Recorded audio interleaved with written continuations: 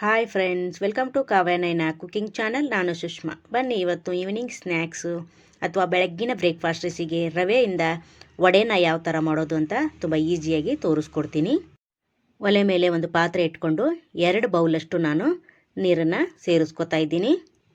1 ಕಪ್ಪು ರವೆಗೆ 2 ಬೌಲಷ್ಟು ನೀರನ್ನು ಸೇರಿಸ್ಕೊಂಡು ಚೆನ್ನಾಗಿ ಕುದಿಯಲು ಬಿಡ್ತೀನಿ. ಅದಕ್ಕೆ ನಾನು ರುಚಿಗೆ ತಕ್ಕಷ್ಟು ಉಪ್ಪನ್ನು ಕೂಡ ಸೇರಿಸ್ಕೊತೀನಿ.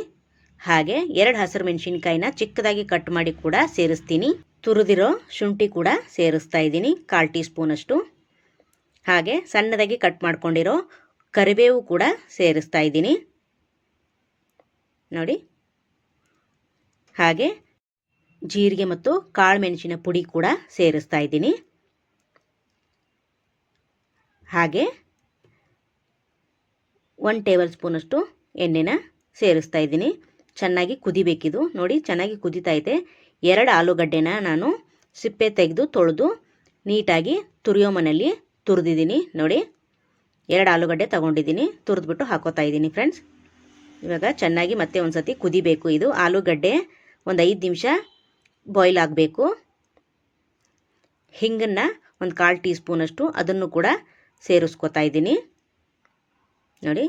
ರವೆ ಹಾಕೋಕ್ಕಿಂತ ಮುಂಚೆ ಒಂದು 5 ನಿಮಿಷ ಆಲೂಗಡ್ಡೆ ಕೂಡ ಬೇಯಬೇಕು ನೋಡಿ. ಇವಾಗ ಚೆನ್ನಾಗಿ ಬೆಂದಿದೆ. ಇವಾಗ ಕೊತ್ತಂಬರಿ ಸ್ವಲ್ಪ ಕಟ್ ಮಾಡಿ ಸೇರಿಸ್ತಾ ಇದ್ದೀನಿ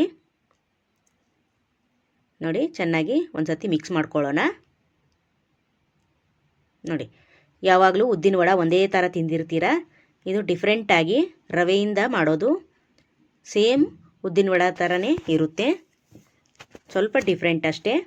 ನೋಡಿ, ನೀವು ಒಂದು ಸತಿ ಟ್ರೈ ಮಾಡಿ, ನಿಮಗೆ ಗೊತ್ತಾಗುತ್ತೆ ಎಷ್ಟು ರುಚಿಯಾಗಿ ಬಂದಿದೆ ಅಂತ ನೋಡಿ. ಇವಾಗ ಚೆನ್ನಾಗಿ ಕುದೀತೈತೆ ನೀರು. ಒಂದು 5 ನಿಮಿಷ ಪೊಟ್ಯಾಟೊ ಬಾಯ್ಲ್ ಆದಮೇಲೆ ಈಗ ಉಪ್ಪಿಟ್ಟು ರವೆನ ಸೇರಿಸ್ತಾ ಇದ್ದೀನಿ ನೋಡಿ. ಒಂದು ಕೈಯಿಂದ ನಿಧಾನಕ್ಕೆ ಹಾಕಿ ಇನ್ನೊಂದು ಕೈಯಿಂದ ಈ ಥರ ತಿರುಗಿಸ್ತಾ ಇರಿ. ಒಂದೇ ಸತಿನೇ ರವೆ ಹಾಕಿದ್ರೆ ಗಂಟಾಗ್ಬಿಡುತ್ತೆ, ಅದಕ್ಕೋಸ್ಕರ ನಿಧಾನಕ್ಕೆ ಮಿಕ್ಸ್ ಮಾಡ್ತಾ ಇರಿ ನೋಡಿ. ತುಂಬ ಚೆನ್ನಾಗಿರುತ್ತೆ. ಒಂದೇ ಥರ ಯಾವಾಗಲೂ ತಿಂದಿರ್ತೀರ, ಥರ ಡಿಫ್ರೆಂಟಾಗಿ ಮಾಡಿ, ತುಂಬ ರುಚಿಯಾಗಿರುತ್ತೆ ನೋಡಿ. ಎಲ್ಲವನ್ನು ನೀಟಾಗಿ ಹಾಕ್ಕೊಂಡು ಚೆನ್ನಾಗಿ ಮಿಕ್ಸ್ ಮಾಡ್ಕೋಬೇಕು ನೋಡಿ. ಗಟ್ಟಿ ಆಗ್ತಾ ಬರುತ್ತೆ. ಗಟ್ಟಿ ಆಗ್ತಾ ಇದ್ದಂಗೆ ಚೆನ್ನಾಗಿ ಮಿಕ್ಸ್ ಮಾಡಿಕೊಂಡು ನಾವು ಹಬೆಲೇನೆ ಮುಚ್ಚಳ ಮುಚ್ಚಿ ಬೇಯಿಸ್ಕೊಳ್ಳೋಣ ನೋಡಿ. ಈಗ ಒಲೆ ಆಫ್ ಮಾಡಿಕೊಂಡು ನಾನು ತಟ್ಟೆಗೆ ಹಾಕ್ಕೊತೀನಿ. ತಟ್ಟೆಗೆ ಹಾಕ್ಕೊಂಡು ನಾವು ಅಗಲ ಮಾಡ್ಕೋಬೇಕು. ಒಂದು 10-15 ನಿಮಿಷ ಬಿಟ್ಟರೆ ತಣ್ಣಗಾಗುತ್ತೆ ನೋಡಿ.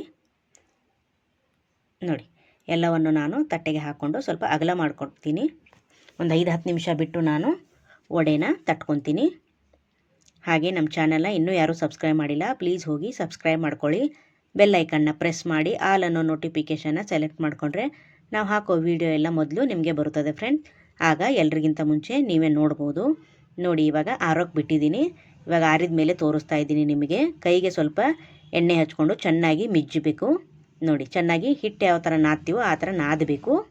ಉಪ್ಪು ಏನಾದರೂ ಕಡಿಮೆ ಅನಿಸಿದ್ರೆ ನೀವು ಇವಾಗ ಸ್ವಲ್ಪ ಹಾಕ್ಕೊಂಡು ಚೆನ್ನಾಗಿ ಮಿಕ್ಸ್ ಮಾಡ್ಕೋಬೇಕು ನೋಡಿ. ಚಪಾತಿ ಹಿಟ್ಟು ಯಾವ ಥರ ನಾದ್ತಿರಲ್ಲ ಆ ಥರ ನೋಡಿ, ಈ ಥರ ಚೆನ್ನಾಗಿ ನಾದಬೇಕು. ಕಿವುಚಿ ಅಂದರೆ ಹದವಾಗಿರುತ್ತೆ ಉಪ್ಪು ಖಾರ ಎಲ್ಲ ನೋಡಿ.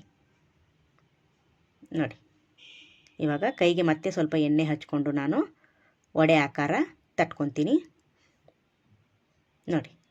ಅದರಲ್ಲಿ ಸ್ವಲ್ಪ ನಾವು ಸ್ವಲ್ಪ ನಾದ್ಕೊಂಡ್ರೂ ಆಗುತ್ತೆ, ಸ್ವಲ್ಪ ಎತ್ತಿಟ್ಕೋಬೋದು ನೋಡಿ. ಈ ಥರ ಚೆನ್ನಾಗಿ ನಾದ್ಕೊಂಡಿದ್ದೀವಿ. ಇವಾಗ ಚಿಕ್ಕ ಉಳ್ಳಿಯನ್ನು ಮಾಡಿಕೊಂಡು ನಾವು ತೂತು ವಡೆನ ಮಾಡ್ಕೊಳ್ಳೋಣ ನೋಡಿ. ನೀವು ಅಂಗೈಯಲ್ಲಿ ಕೂಡ ವಡೆ ಥರ ತಟ್ಕೋಬೋದು ಕೂಡ. ನಾನು ಈ ಥರ ಮಾಡಿ ತೋರಿಸ್ತಾ ಇದ್ದೀನಿ ನಿಮಗೆ. ನಿಮ್ಗೆ ಯಾವ್ದು ಈಸಿ ಅನಿಸುತ್ತೋ ನೀವು ಆ ಥರ ಮಾಡ್ಕೋಬೋದು ನೋಡಿ. ಸೇಮ್ ಹೋಟ್ಲಲ್ಲಿ ಒಂದೇ ಥರ ವಡೆನ ಮಾಡಲ್ಲ ಅವರು, ಈ ಥರ ರವೆಯಿಂದ ಕೂಡ ವಡೆನ ಮಾಡ್ತಾರೆ. ಸೇಮ್ ಹೋಟ್ಲಲ್ಲಿ ಮಾಡಿರೋ ಥರನೇ ಟೇಸ್ಟ್ ಕೊಡುತ್ತೆ ನೋಡಿ. ಇದೇ ಥರ ಎಲ್ಲವನ್ನು ಮಾಡಿ ನಾನು ಪ್ಲೇಟಿಗೆ ಇಟ್ಕೊಂಡಿದ್ದೀನಿ ನೋಡಿ. ಸೂಪರ್. ಈಗ ಎಣ್ಣೆ ಕಾದಿದೆ ನೋಡೋಣ ಬನ್ನಿ. ಎಣ್ಣೆ ಬಿಸಿಯಾಗಿದೆ. ಇವಾಗ ಒಂದೊಂದೇ ವಡೆನ ಎಣ್ಣೆ ಒಳಗಡೆ ಬಿಡೋಣ. ಎಷ್ಟು ಹಿಡಿಯುತ್ತೋ ಅಷ್ಟೇ ಬಿಡಿ. ಬಬಲ್ಸ್ ಎಲ್ಲ ಕಡಿಮೆ ಆಗಬೇಕು, ಅಲ್ಲಿವರೆಗೂ ನಾವು ತಿರುವಿ ಹಾಕೋಬಾರ್ದು ನೋಡಿ.